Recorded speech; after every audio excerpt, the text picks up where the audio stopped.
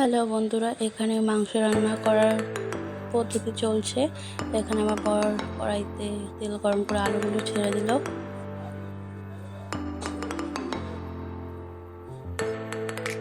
আলুগুলোকে লালচে করে ভেজে নিয়ে তুলে নিচ্ছে।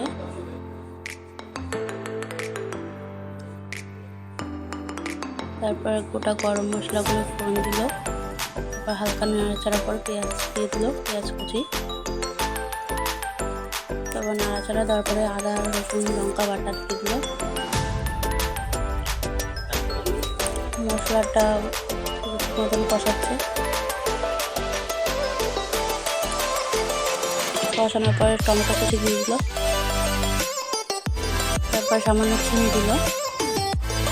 চিনির পরে একে একে হলুদ গুঁড়ো, জিরের গুঁড়ো,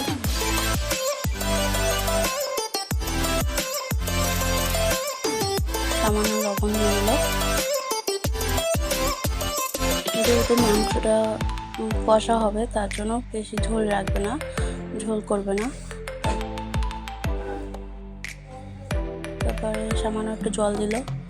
জলটা দিয়ে মশলাটা আবার কষিয়ে নিচ্ছে। তারপর আমার বর আমাকে লেগ পিসটা দেখিয়ে একা একা মাংসগুলো দিয়ে দিচ্ছে।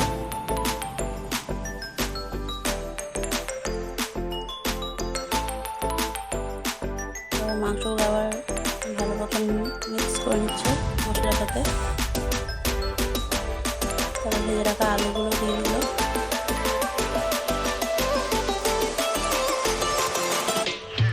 ভালো মতো নাড়াচাড়া করার পরে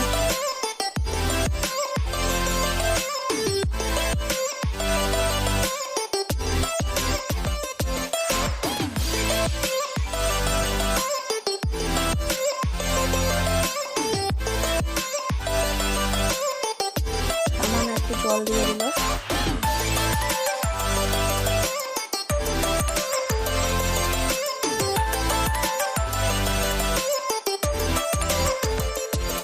মাংস কষা রেডি। তারপর আমাকে টেস্ট করে দিল। নিজের হাতে রান্না করি।